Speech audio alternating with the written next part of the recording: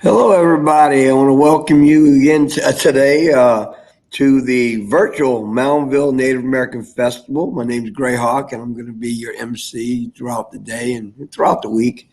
Um, and while we're broadcasting, feel free to ask any questions and comments that you want. You call on and send your messages in. Would also like to thank our sponsors, Moundville Telephone Company, Bank of Moundville, EBSCO, and Alabama Bicentennial Commission for their contribution to the festival. We greatly appreciate that. And today, this morning at this time, we have Sawyer Thrower, and she is a currently works as an environmental protection specialist for the Porch Creek Band of Indians. She grew up learning some traditional plant uses in her Creek family. Eventually went to study ecology in school, along with tribal natural resources. And her job is technical knowledge of cultural and scientific perspective to youth. She is also happy to share land use history of the Porch Creek Indians, how to shape in their culture and knowledge of municipal plants used in everyday life. And it's a pleasure having her here today. She's been coming here for quite a few years, and we've been seeing her throughout these years. And it's great to see you this morning. Pleasure to see you here with us today. Thank you, Greyhawk. I appreciate it. I'm glad to be here. All right. Can y'all see my screen okay? My presentation? You're looking great. All right. Well, then let's get started. So I was asked to do the virtual garden presentation, and like he said, I have been coming up and giving tours of the garden at Moundville during the Native American Festival for a few years now. But I'm not the one who maintains it and makes it so beautiful. That actually, the credit for that goes to Lindsay Gordon and Rosa Hall and other volunteers. And we'll kind of play a quick video for you. There's Lindsay, and there they are at the garden. Oh, there we go. Yeah, and so behind her is the three sisters, and there's Pokeweed, and let's see if Rosa there, and yeah, there's Rosa. I think behind her. And I would Go. mention, Rosa is a volunteer here. Rosa's not on staff, so it's amazing to have her here, as much as she is producing this amazing garden for us. She's an awesome lady. Every time I talk to her, it's just I learn so much. She's wonderful, and Lindsay's awesome too. From every conversation I've had. But yeah, all these plants you see in here, I am going to talk about them today from a Creek cultural and medicinal perspective. But the garden there is shaped in a traditional Mississippian motif too. So you can kind of see that how the beds have a strange shape there in the video. But yeah, I just kind of wanted to give you uh, a real look at the garden at Moundville and the people who are behind it and make it so beautiful. And I'm just going to kind of give you a background and perspective of gardening from a native perspective. That picture there on my presentation is me at Moundville, actually at the garden, explaining some stuff to some people. All right. So the reason why I'm here and kind of talking about this at all is simply because I'm from a Creek community that managed to stay behind in Alabama despite the Trail of Tears. We're the Porch Creek Indian community in Atmore, Alabama, way down south in the state. These are just some historic pictures of some missionaries coming giving us baptisms, revitalizing stickball, an old sport. And it's been a struggle to keep our culture alive. It has been a tremendous struggle to keep things like language and songs and dances and arts, crafts that are traditional. And it was dying out for a long time, but we are currently revitalizing a lot of practices. But I will say one aspect of our culture that managed to stay pretty strong was medicinal plant use and gardening knowledge. I wouldn't say it was exactly done up until recent times the way it was done in Mississippian times, but no doubt our community was and is a great source of all kinds of plant knowledge. And in the middle there, that's my grandmother doing what I continue to do, what my dad continued to do. So it's a long tradition for me and my family of going out and teaching about plants. At Moundville in particular, she was out there for I don't know how many years, so that's why it's so personal with me. But we're not the only family with knowledge. This is Clara Rowland over here teaching kids back in the day. That's Chippy Rowland. And man, if you're going to talk about gardening specifically, I'll tell you whose picture I should have had up here is one of our elders who passed away a few years ago, Otha Martin. Man, he had tons of knowledge about gardening that was stuff you wouldn't hear anywhere else. So really proud of our community and just the knowledge it held on to. So let's talk about pre-colonial agriculture of the Southeastern Indians. Yeah, we identify as Creek, but I'm going to broadly more address it from the perspective of Southeastern Indians because at Moundville, the people who lived at Moundville at that time, the Mississippian era, they didn't identify as Creek or Cherokee or Chickasaw. That came along way later, those political factions and identities. The fact is that people at Moundville are the ancestors of Choctaw, Chickasaw, Creek, all that alike. So really, we're just kind of talking about it broadly. And, like I was addressing here, these boundaries didn't come along until way later. Um, yeah, different languages exist, but really what was a stronger determinant of your identity back then was the community you belonged to specifically and your clan. And those are matrilineal. For example, my dad was Wing Clan matrilineal all the way back. But he was my dad, so I don't inherit that. I'm what they call daughter of Wing Clan, but not Wing Clan. So that was a huge determinant of identity, way over being Creek, Cherokee, whatever. So for the Southeastern Indians, a big thing was the Eastern Agricultural Complex, way before there was ever corn. Corn has not always been in the picture. Corn is not a native plant to this area that they just reared up and made perfect. It was in Central America, but it got traded over as a specialty crop, and that didn't happen until about here in the timeline. Okay, so you had a lot of history of people just simply using the landscape around them and the wilderness around them and learning the plants well enough to have enough calories to get by. Um, and let's see, right about here is what they estimate, archaeologists estimate, for when they started actually domesticating native cultigens. That means purposely breeding these wild plants to be better, bigger, and better seeds, and agriculture is what it is. Then later on, at this point, that's when corn started to replace those, what they call native cultigens, which I'll go into. And boom, as you can see here, corn is responsible for the Mississippian era. You wouldn't have those mounds. You wouldn't have that sophistication and that height of that old culture without the benefits of corn. But before there was corn, like I said, these were the native cultigens. Sunflower, that's an old one, and it still continues to this day. And that is something that you can find at the community garden or the garden at Moundville. This marsh elder sumpweed, that's another one. There were old versions of squash, but a lot of that did get refined over time. All of those had seeds rich in oil. That's important. And then you had more starchy seeds here from the erect knotweed, little barley, maygrass, and goosefoot. Um, and see, some of these you can still find growing as weeds today in your garden. And yeah, you can eat them. For example, this goosefoot here, really nutritious. You can see here. It's kind of like spinach if you cook it down, a spinach substitute. And sumpweed marshall, that's what that looks like. You'll see that a lot coming up as a weed.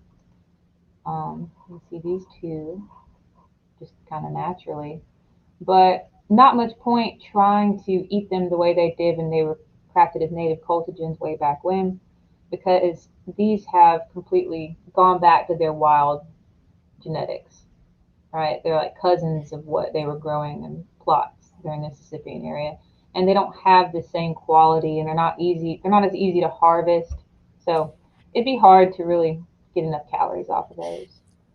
But corn was a revolution, right? That when that really took off, that really just made things easier and made getting calories and nutrition so much easier, especially grown with the beans and the squash. Corn is Utsi and Creek, beans is Delago, squash Dahaya. Now, these were not the words that were probably used at Moundville. This is the Creek Muscogee Creek language that developed later. So it's hard to say what the language exactly would have been for these words at Moundville. I wish I knew, but that would have been an ancient way of talking. So, but I will use Creek words throughout the presentation just to orient you and give it a Muscogee name today. When researchers first looked at agriculture at places like Moundville and really all across the East Coast of America, they just assumed it was something called swidden agriculture, where the field is cropped a few years and then it lies fallow for a long time, 10, 20 years, until it's reforested and then you come back. But that's something you see across the world, but only where the main crop is generally a root vegetable like cassava, sweet potatoes, yams, because those are easy to cultivate. They have low fertility demands. But corn was the staple crop here. But corn, it quickly exhausts the soil. So you kind of had a conundrum when the researchers looked at it. These tribes rotated land a lot less. They let it sit fallow for a very short amount of time than swidden systems, and yet they were using a heavy feeder crop. How is that possible? It doesn't really make sense. Now, some people would say, oh, well, they use fertilizer. That would make sense. That's how you restore that depleted soil with a heavy feeder crop. They don't have to rotate as much. That's not really it either. There's no evidence that southeastern tribes use any fertilizer other than ashes. That's something that's pretty common across the world, including here and even today. That right there is Squanto, and I just put up that picture because it's a common misconception that he taught that to the pilgrims with the fish, putting it in there as fertilizer. That's just not true. But the solution was actually basically letting nature fertilize it for you. They would go on riverine land and find the rich bottom land along the courses of rivers. And when it would flood, silt would deposit, and that would fertilize it back. Now, that land was limited, but by using it, it just made everything a lot more efficient. And they had their own ways of dealing with pest control, too. You see gourd houses up all the time in the South to this day. Well, this comes from the mound builders. This comes from people from way back when.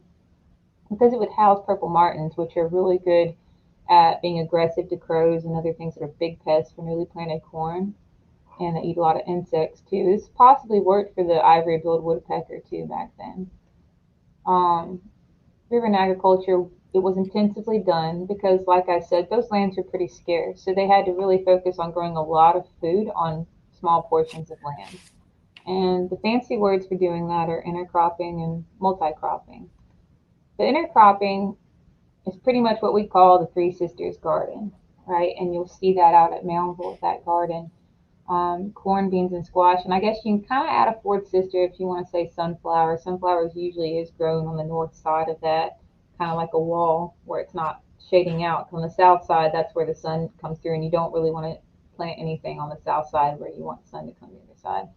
So corn, beans, and squash were always grown together because it was just way more efficient. Corn grows like a pole, and beans grow on that pole. Well, corn, like we said earlier, needs a lot of nitrogen, and beans have a magical quality. They actually produce nitrogen in their roots. So when the beans grow next to the corn, they're giving them that nitrogen. Squash has really irritating big leaves. If you ever pick squash, you'll notice that. It's kind of irritating to your skin. Well, it's irritating to the pests too, the animals and things that like to crawl in. So it's sort of a pest deterrent layer around it, but it also provides a living mulch. It kind of keeps that moisture in and keeps the sun from beating down and zapping out the moisture out of the soil. So the squash leaves really help, and everything just works together so beautifully, and you would grow so much more food, so much more high quality food by growing them all together like that than you would by growing them in rows separate from one another.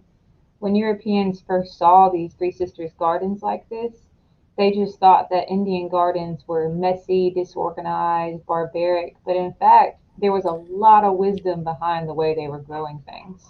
And I'll never go back. I love growing these things together. This is just one I did a few years ago, and you can see the beans crawling up on the corn. However, I believe the squashes did better on the other side. So normally you would see more squash leaves growing throughout the bottom too. That kind of gives you an idea. And you saw it also in that video earlier. They had a beautiful Three Sisters garden at Moundville. And then there's what they call multiple cropping. All that means is you got your early corn and your late corn. As far south as we are, we're pretty blessed with this. We get to have the long growing season, so they would often plant one crop and They would ripen that, and it would ripen, and they'd eat that green. And then as soon as they could, they'd clear that and then plant another crop and pick later in the season. So, northern tribes weren't as much able to do that. Now, if you live somewhere that's very cold and you don't have a long growing season, a way to kind of get around this is to instead stagger your crops, right? Like 1 week plant and the next week plant and the next week. So you kind of have a continual harvest. But we're definitely blessed to have long growing seasons here. But that being said, gardening was huge. They were amazing farmers, clearly. Those weren't the only things that they cultivated.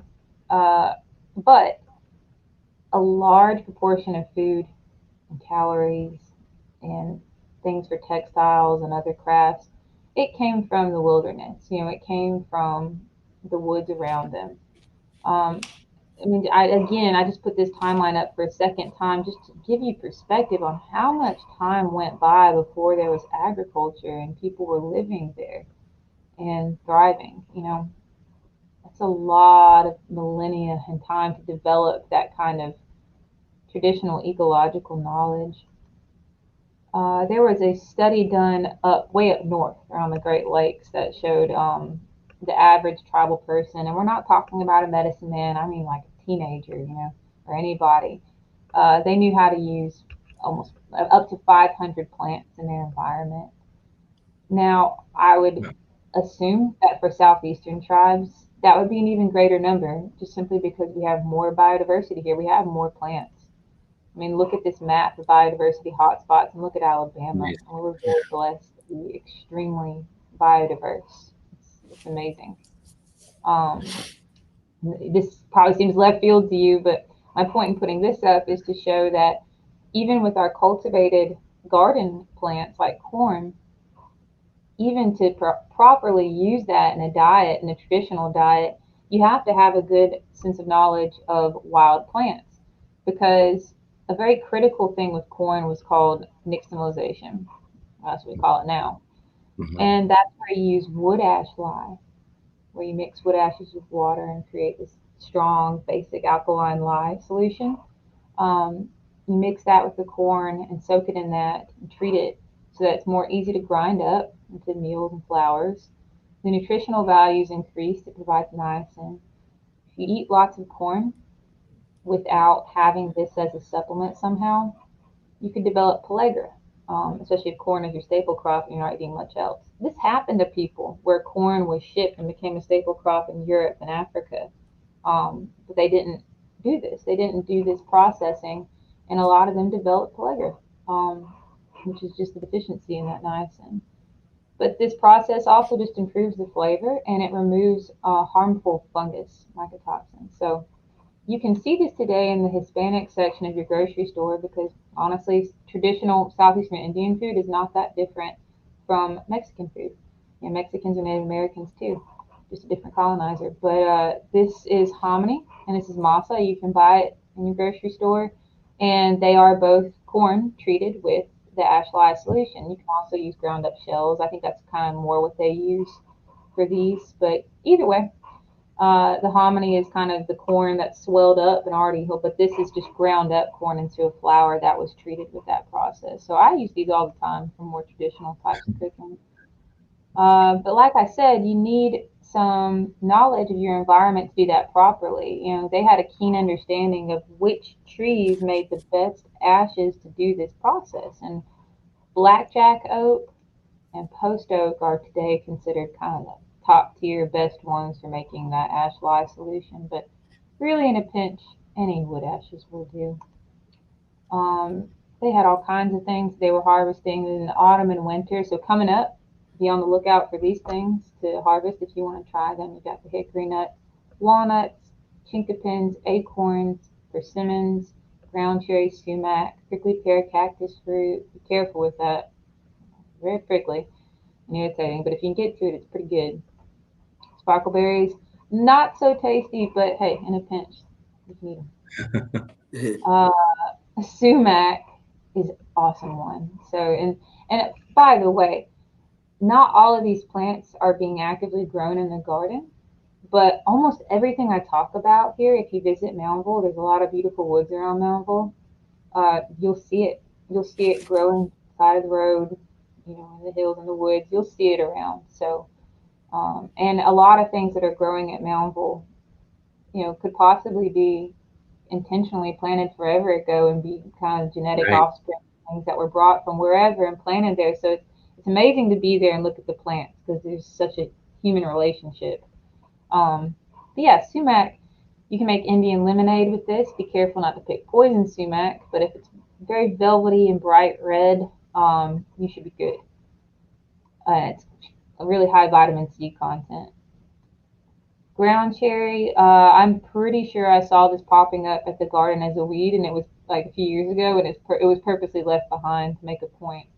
Uh, and that cherry inside of that is pretty good. When it gets pretty cold outside, it'll actually sweeten up a lot. It has a really unique flavor, but it is good.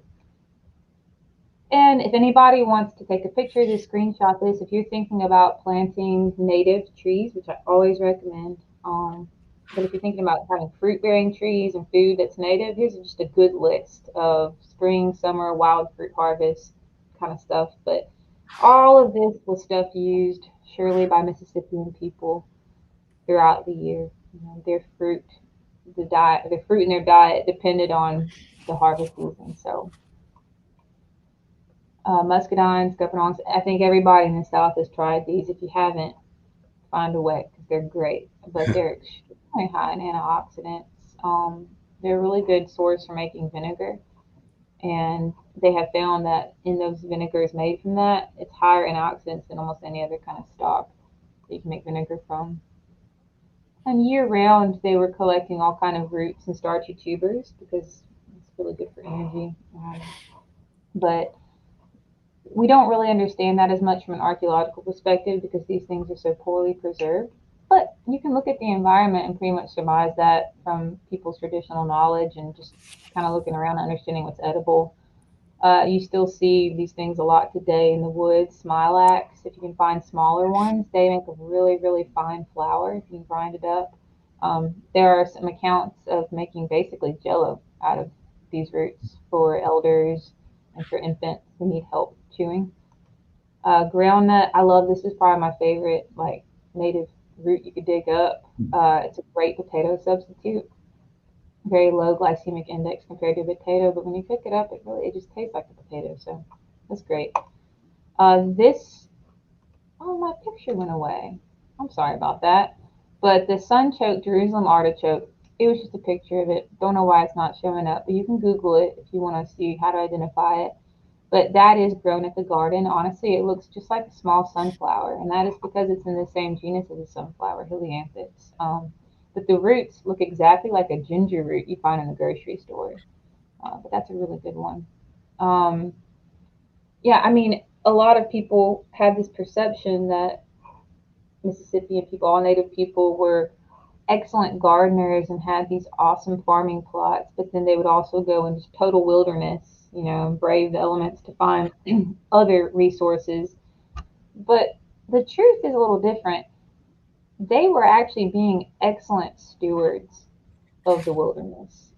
They were doing a lot of things to intentionally create certain kinds of forests, and a big part of that was purposeful burning, prescribed fires, which as time goes by, people are realizing the importance of that to prevent massive wildfires, but also to keep the landscape as biodiverse as possible and to encourage a lot of really good plants and useful stuff. And also to keep it clear for game animals like deer to come through. So it was a win-win for everybody, as in the ecosystem and humans. I mean, this land that we live on in Alabama is just adapted for fire. And so, in a way, you could say that I'm really straying from the topic of gardening. But to me, I can't not talk about land stewardship at all levels by Native people because it was all cultivation at different levels, right? You had ways of cultivating the forest and being a good steward of that, and also for your annual seeds that you were collecting every year and growing in a garden. It's just different ways of meeting all your needs for medicine, food, fuel, fiber. Uh, like I said, fire was a big thing, but also they were selectively cutting and promoting the best seeds and dispersing trees. They had orchards for sure. all kinds of orchards, ones for nuts and fruits and whatever, possibly for textile fibers too. I mean, before cotton, they had to make clothing. Um, and just to kind of give you an idea of that, to kind of beat over the head with the fire and the stewarding. I mean, look at the modern creek territory, right?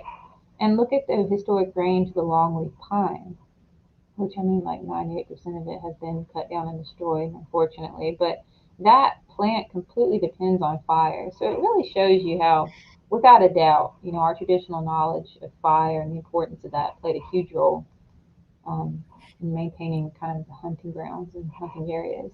River cane, too, is dependent on fire, and look at that range, right? The southeastern Indian tribes surely had a role in keeping those massive cane breaks, which are basically our native bamboo forests, in good shape because they needed them. They needed them for crafts, all kind of things, all kind of weaving, mats, beds, walls, quivers, and blow guns, you name it, flutes. The Creek word for that is goha. And then we've got pine trees. The Julie longleaf pine is really good for weaving and other crafts. But then there were certain things that were cultivated or wild collected. And these are things that you can actually see in the Moundville garden. Dogbane is grown in the garden. Uh, Ponoki is the Creek word there, which basically means a strong string. Yeah, I'm not actually certain that that is the Greek word for dogbane specifically, but I suspect it is because I'm told that it's a word for an original like hemp, and dogbane is often called Indian hemp. But if anybody watching has any clarification on that for me, let me know. 'Cause I'm curious. I always learn something when I give a presentation to somebody. But yeah, that's what it looks like, and it's a very low growing kind of bushy shrubby thing, but you can absolutely work it down and make good fiber string and cordage out of it.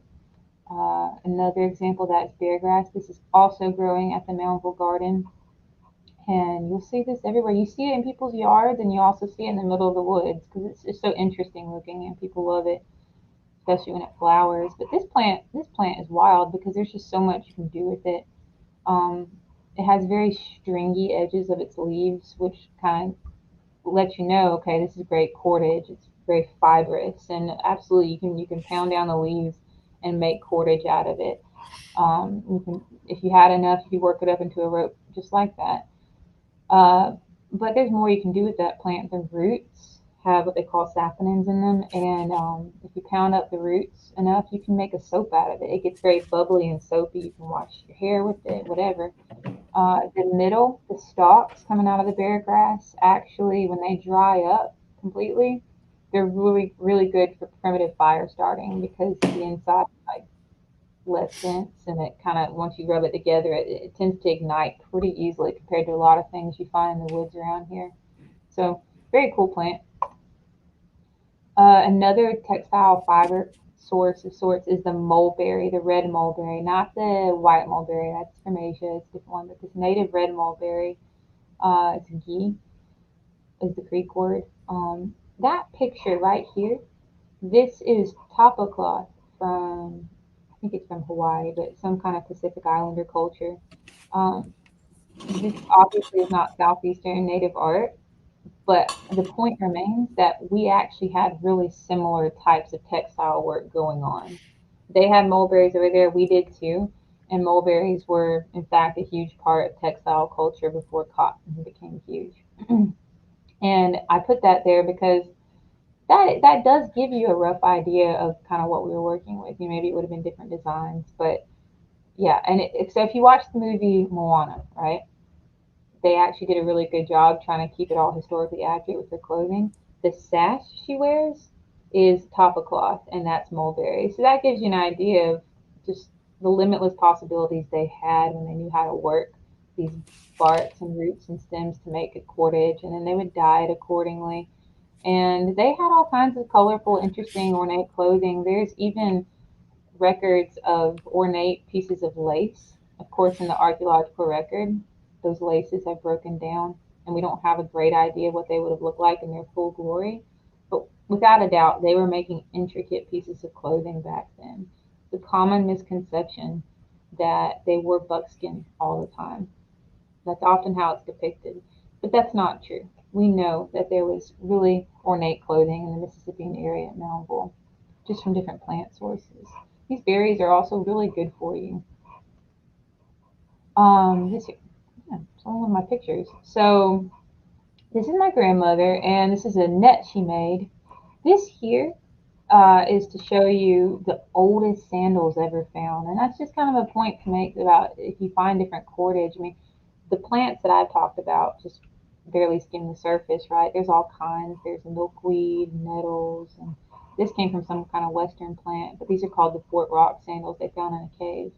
But point being, if you can find cordage in the wilderness, anything that seems fibrous, you can make all kinds of stuff. Nets, rope, sandals, you name it, clothing. Um, and then, of course, dyeing was a huge part of that traditional knowledge, having different colorful things. This one is grown in the garden for sure at Moundville. And man, it will dye your skin in a heartbeat. And you'll see this everywhere growing as a weed. And you can eat the leaves too, but you need to boil it 3 times, pour out the water before you eat it. You kind of have to go through a process to remove a toxin. But anyway, it makes a good dye. It comes out with colors about like this. And Yopon, this is something, earlier I made the point that a lot of plants around Moundville are things that kind of are evidence maybe of where stuff was purposely brought in. This plant does not grow naturally very well up that far in the state. This is much more of a coastal plain kind of thing. But still, there are sparse pockets of it. I've heard people say they found Yopon at Moundville. So it's hard to say, but it really could be leftovers from when it was purposely brought up and planted there way back in the day. But this plant was incredibly important back in the day. It was the only source of caffeine in North America in its leaves, right? That's still the case.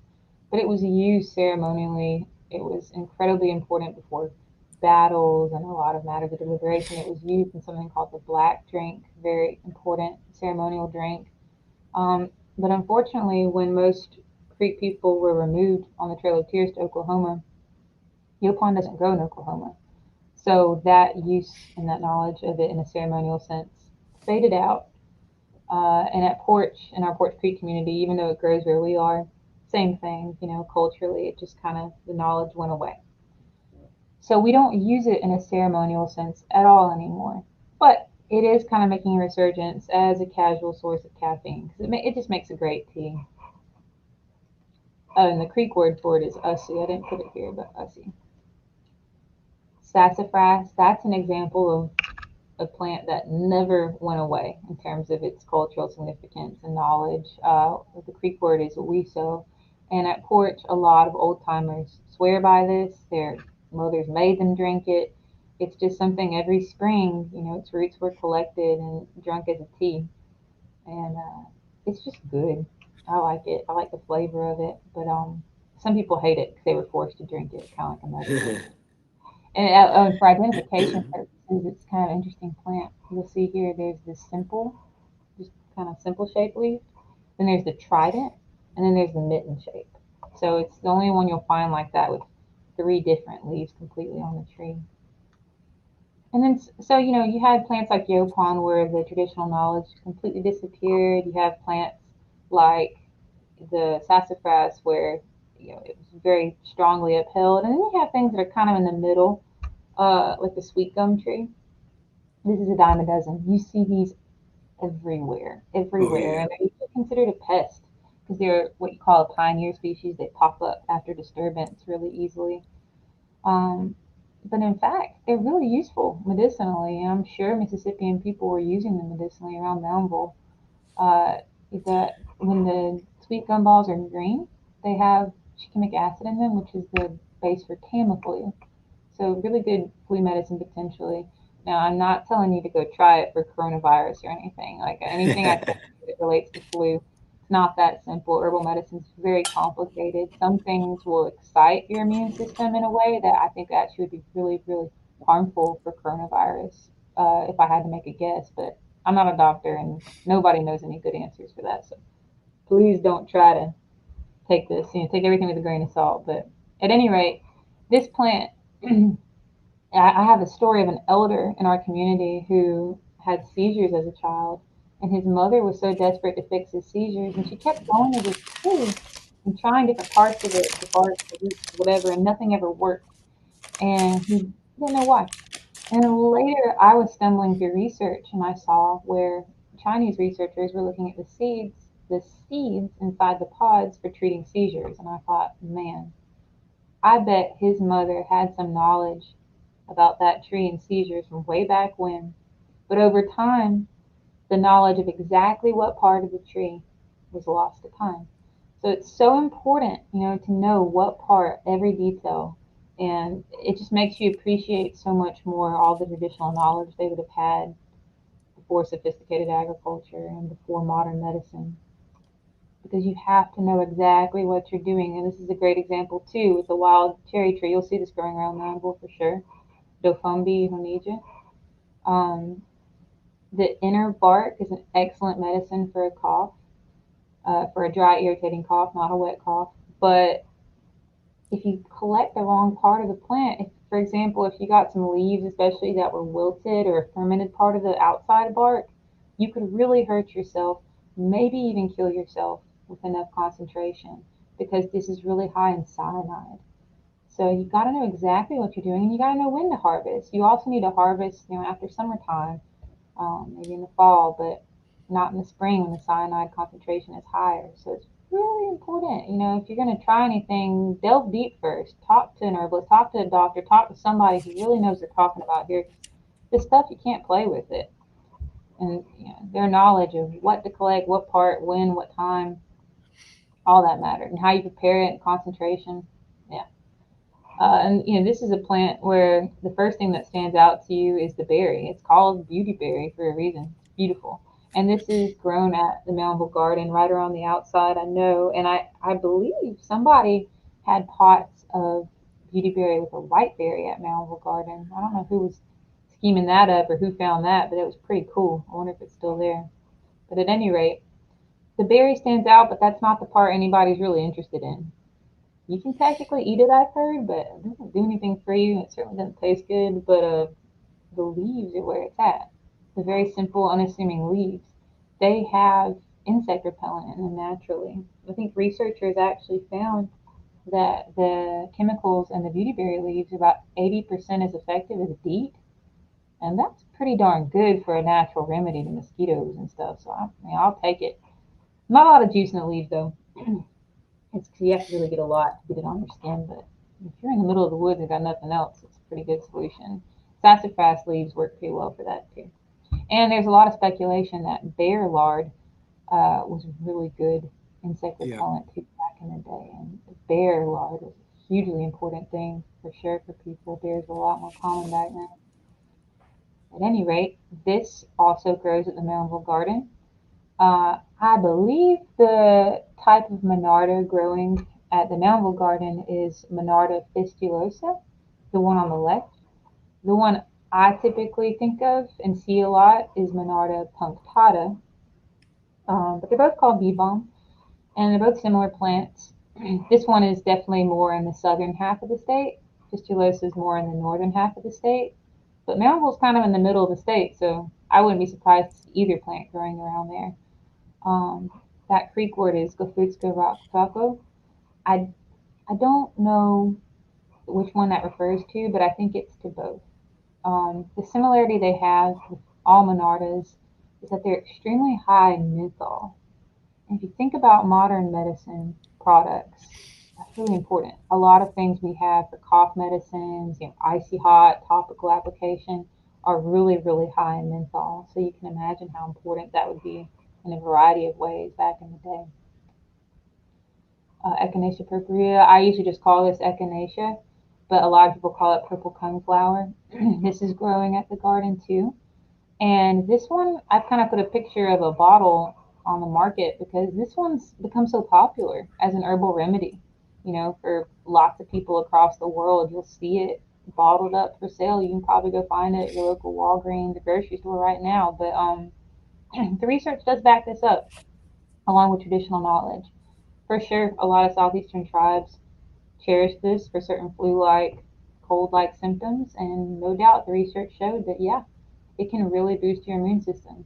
It's not something you should slow down every day.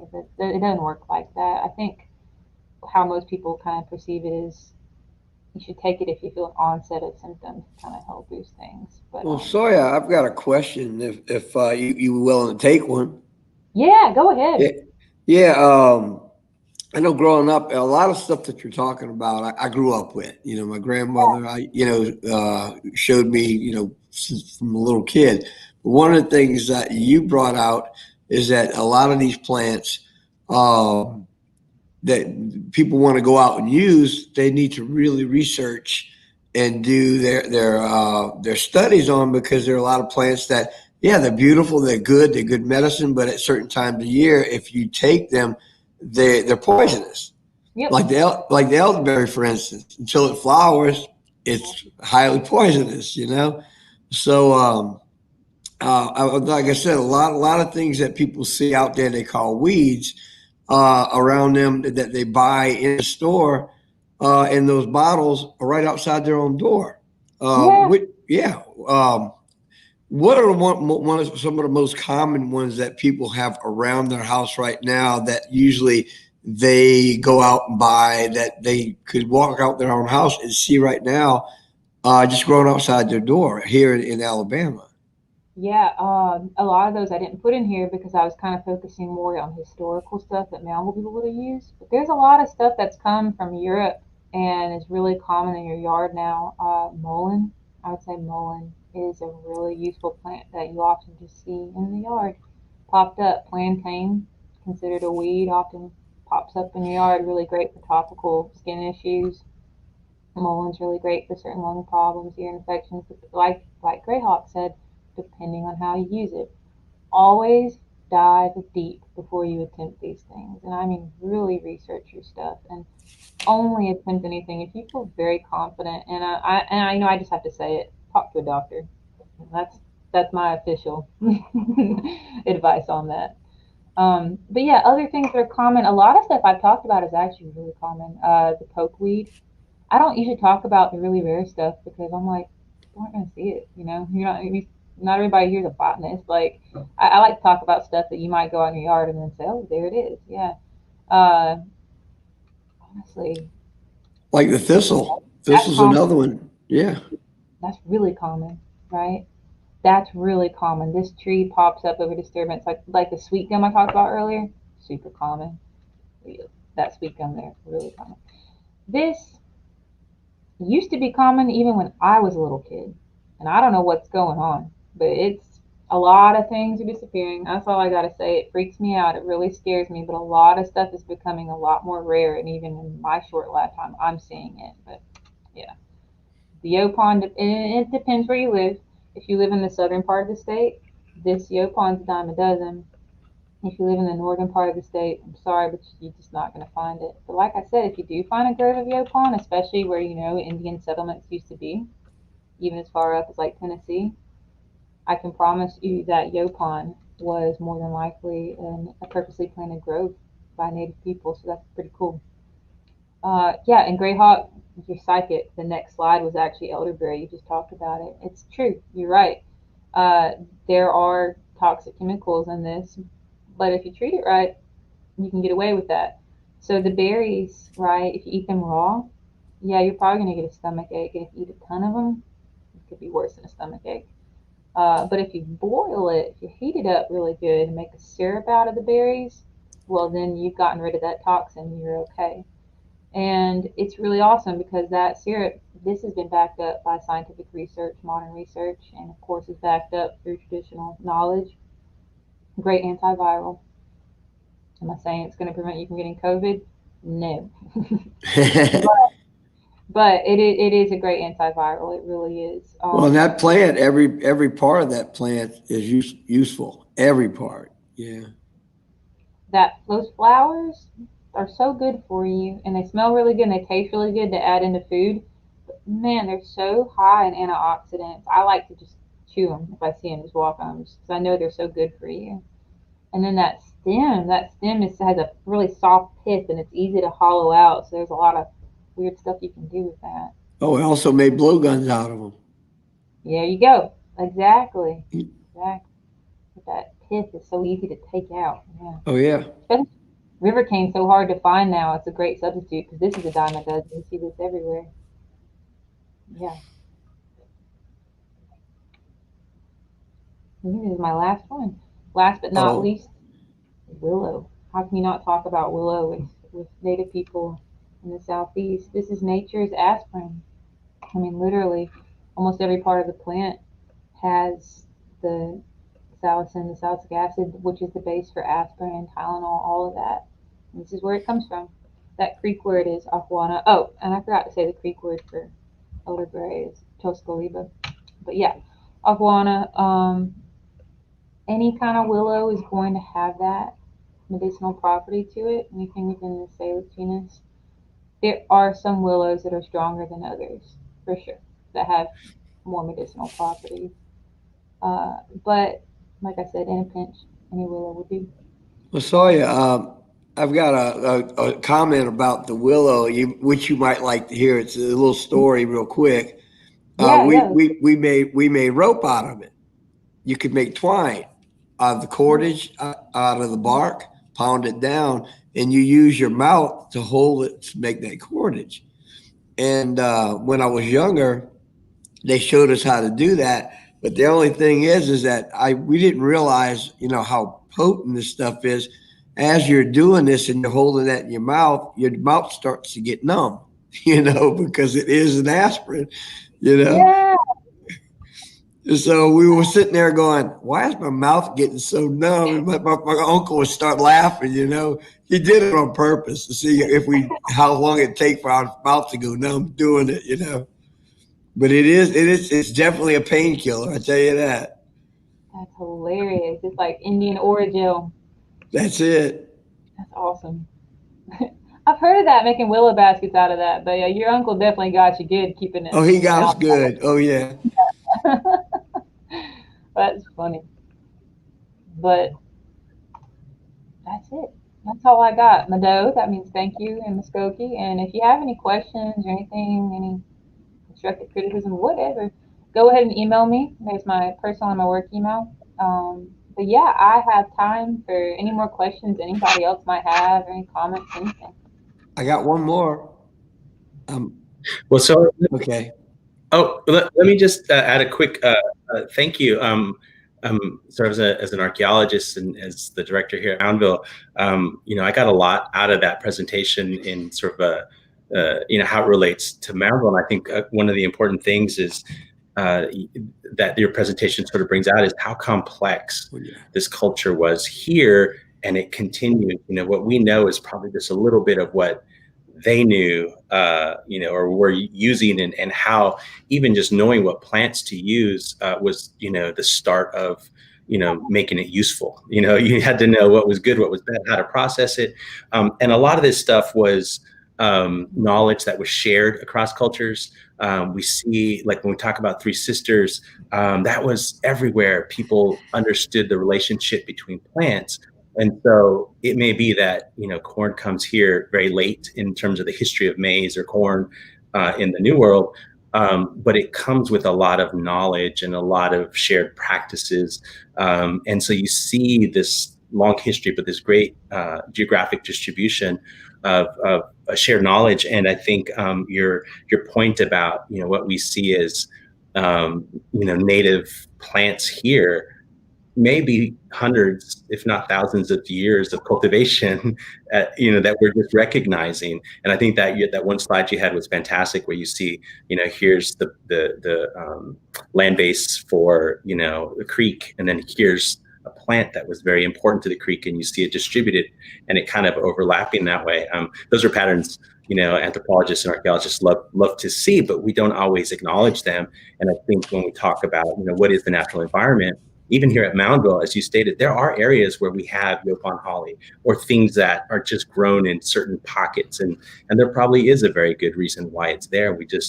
We don't know. So I think you brought up a lot of really, really cool points related to that. I wanted to ask real quick if, one of the other important parts of our garden here that I think you are also connected to is that we, over the last few years, have developed a seed bank related to the garden. And I want to give a little, I guess, shout out to Kenrick Minges, who used to be our AmeriCorps Vista and did a lot of work in our garden for several years when I first arrived here. And he developed, along with a few other folks, and I believe even a group called Native Seed Search out in Arizona, this idea of what a seed bank should be so that we preserve some of these plants, especially grown here in Moundville. And there's a community that shares these kind of banks, and they're available to both tribal communities, but also to individuals who are interested in these kinds of plants that may have been grown here at Moundville. But can you talk a little bit about that movement in terms of seed banks? And do y'all have one out there as well? Working on it. Yeah, definitely working on it. I think it's super important. I'm so glad you brought that up. I think seed saving is so critical. It's something I do on my own time. But if you think about it, it takes so much time and effort to save seeds. Yeah. It took your ancestors countless generations of tweaking and trial and error and improvement. And all it, and how long is a seed viable? Well, it depends. Could be 10 years, 2 years, but once it's gone, it is gone. And it's so hard to keep up enough genetic diversity in a heirloom seed and a population of them. So anyone who's doing any kind of seed saving and genetic preservation for different heirloom seeds, I just think they're doing the Lord's work. I just think that's so awesome. So yeah, anybody who's interested in that, and Kenrick is a great source of knowledge for that. I really appreciate everything he's done, and all the knowledge he shared with me. But yeah, another good person, and I don't know if you want me to put her on blast, but Dove Stackhouse and Charlotte Haggard, they are in the Sand Mountain Seed Bank of Alabama, and they do an awesome job. Great people, but they're really interested in preserving a lot of heirloom seeds too. So yeah, between Kenrick and them and the work Rose is doing out at the garden with Lindsay Gordon, I think those are probably the best people in the state that I know doing really awesome seed preservation work. But if you know anybody else, please let me know. I'd love to connect with them and encourage them as well. I think Greyhawk had a question. Oh yeah, I just one of the things I want to just comment. Again, I want to thank you for doing all the work you're doing because I mean, as a person that grew up in a community that at that time we had medicine people and we had people that knew plants. They're real rare right now, and sometimes I feel like I'm by myself, and it feels good to see that you're keeping it going. And I also worked with a lot of people back in the past that are in different nations that are doing the same thing. But to see you doing this in the Southeast, I'm very proud of you and thankful that you're doing this. And it made me feel good seeing all the things that you're showing. I'm going, yes, it's still there, But there was one plant that is very big for us and also along the coast is that palmetto. Oh Uh, yeah, and maybe one day if we do this again, we can. Like I said, you only scrape the surface, so it yeah. Oh was. Yeah, people yeah. don't realize how much stuff is Oh, out there. But while you I, were talking, I was thinking about, well, how about this? How about that? But again, I just want to share that I'm very proud that you're doing this, and thank you for all the work that you're doing. thank you, Greyhawk. That means a lot coming from you. It really does. Are y'all seeing we have one question coming in, and I don't know if y'all want to address that? Yeah, it depends where you are. There's some places where sassafras is still super common, like Small Mountain. I noticed they got a lot of sassafras. Places that are probably more well preserved. I speak to that in my experience where I live at my home. And honestly, I just think it's a lot of habitat destruction. Constantly, a lot of people look at pine plantations and they see, oh, it's a forest, it's trees, it's woods, that's fine, it's healthy. No, that's basically a farm. If you're cutting down a biodiverse, you know, habitat, woods, and replacing it with nothing but slash pine, I don't see that as a good thing. And a lot of these places have cut out that really biodiverse understory with all kind of different beautiful medicinal special plants, including sassafras. And I'm just seeing that left and right, and I'm sick of it. But it's tiring and exhausting and so sad for me because when I was 5, my grandmother could take me to a dozen places and get lots of sassafras root. Now I struggle to find enough sassafras root to make a good batch for a season. Right. So I'm too young to be seeing that drastic of a change. Yeah, I think, yeah, go ahead, Rehat. Well, so, I was just going to let you know, I also looking at the areas like in Alabama, it's starting to disappear, but where I'm from, down in lower parts of Louisiana, where we still have a lot of marsh and a lot of places that are still preserved, we have whole areas that are filled with sassafras, which I feel we're grateful for it, but I feel also too, since we have so much, I've also watched it through my life starting to disappear in certain areas, but we do have some areas that are teeming with sassafras, and I feel fortunate at that because it's a very big medicine for us. Mm-hmm. And what I wanted to say, and you both sort of spoke to it, is that that's why it's important to have these discussions. I think it's not always bad intentions that people wipe things out. If they don't see it as useful, and a lot of it is just educating people and making them realize that when you do cut something down that way for a single purpose, there may be multiple purposes or potential purposes or uses that you're destroying there, and it's really just about education and people realizing that, as you've I think said several times, what looks like a weed is in fact very useful. And it would be great if we could, in the right way, I guess, get people to understand that biodiversity is crucial in a lot of ways, and ways that maybe they don't even realize. And going back to what was said earlier, you might, not that we're encouraging people to do this, but you go to the store to buy something that whose origins may be grown in your backyard, you may be discarding. And so that disconnect between the usefulness of our own environment, I think is something that this kind of presentation really can help overcome. And so I learned a lot from watching this. And I live in the park, and I'm not going to see my backyard the same way, so Yeah. the garden, and the garden is my front yard in one sense.